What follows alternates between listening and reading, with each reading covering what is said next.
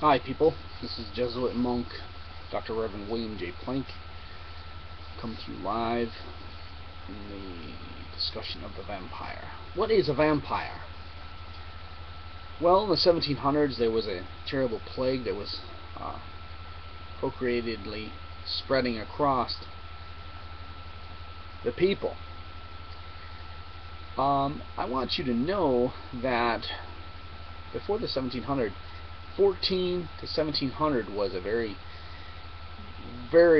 powerful time of satanic worship, and there was a lot of worship of the devil going on back then, and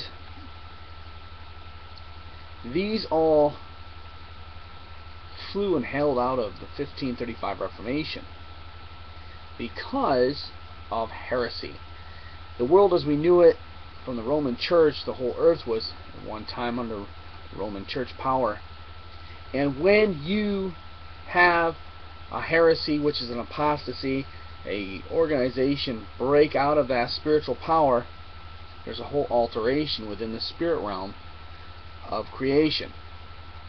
1535 was literally the door opening to the releasing of the devil for 1,000 years.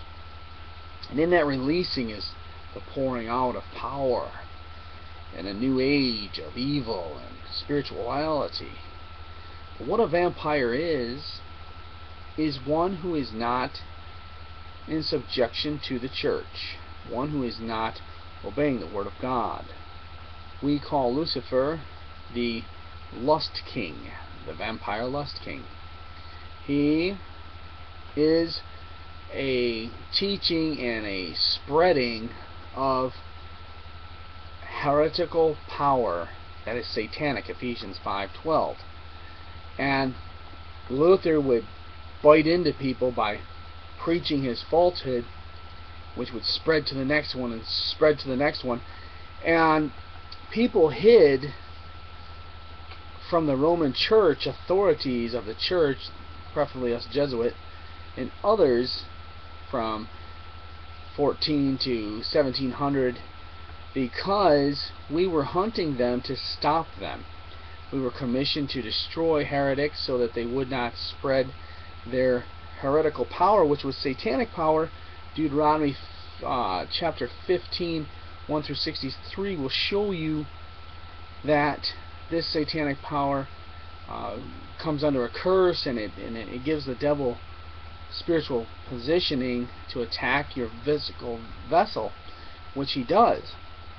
So we call them vampire because they were groups of people that would not be seen during the day to teach their false Bible teachings and teachings of their falsehood. They would hide until dark and come out at dark, where it was harder for us, the church authorities, to find them and seek them out. This is a very real truth, and it's what they are. We, they were using prostitution, and they were using powerful ways, Jezebelic ways. Women were using their good looks to manipulate and control people in great numbers. And the teeth represent the mockery of their mouth. Do not listen to these mockers. They're heretics. They're teaching falsely, and they shove stones in their mouths to represent that Christ was built on a rock. How dare you blaspheme the church of God? And they were terribly punished for their evil, as God said they would be. A heretic is destroyed by fire and by the authorities of God. Romans 13, 1 through 8, and Deuteronomy 28, 15 through 63 will show you how serious God is with heresy. And back then it was terrible heresy going on. So a vampire is literally a heretic.